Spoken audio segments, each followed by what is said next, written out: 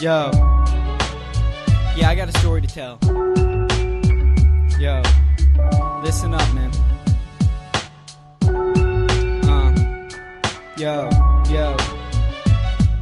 Now Teddy was a fighter, one you'd see with lighters. Missing teeth and scars marked the sign of a fighter. Wasn't the most popular, in fact he's far from it. His anger and his stench made it really hard to stomach. You could see his focus was really far from reality. His teachers noticed, watching his B's turn to D's. Never cared, this bad kid's language was foul, and his breath always reeked as his teeth were rotting out. So he was disregarded, left alone to mope in a globe of his own. Cold and losing hope, never had his positives pointed out optimistically. And that's probably why Teddy's heart got cold instantly. They always say you are what you eat, and it seems like this kid was stale bread and moldy cheese. His diabolic glare and his tangled up hair showed aggression in his stare, yet depressed mentally. Cause Teddy came from a broken home, all alone, alcoholic dad while his mom was barely hanging on. Used to stay up late trying to find a way to fall asleep. His dreams turned to nightmares as he heard his mother weep. He couldn't stand the bruises left on his mother's cheek, or why her physique was so fragile and weak.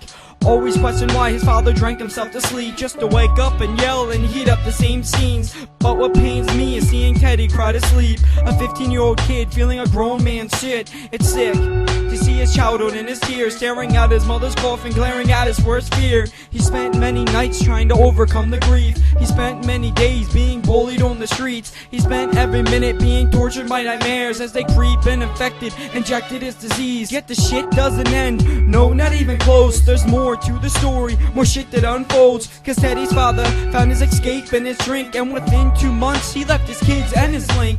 Teddy found himself living with his mother's mother. Down in the projects made him even rougher. Forget about school, he felt like a brother as his family became smothered with thieves and gunners. He had one role, protect each other. Soon was introduced to blow and became an A-bomb puffer. Hustler in the day, and at night he was a robber. Even found himself going and shooting up the coppers. His grandfather knew of the road he was taking, tried to show him the truth and introduced him to Jesus. But how far would that go? Well, I can say that he blocked it out, straight up just walked away. So she closed the door straight on his face, told him he was a low life, the biggest disgrace. He said fuck this, turn and went his own way. Got more involved in the cause of the criminal he praised. He got heavily engrossed in this gang and the coke. Up the upper level, started dealing kilograms of blow. But when he fucked up a deal and got the money came in low, he was slammed to the ground and got kicked in the crown. And then he hung around by himself on the streets, begging for money from people like you and me. But he never got a penny, was just criticized it seemed. And they found him in the park, hanging from a rope on a tree. Before you judge, make sure you look out the view. Before you judge,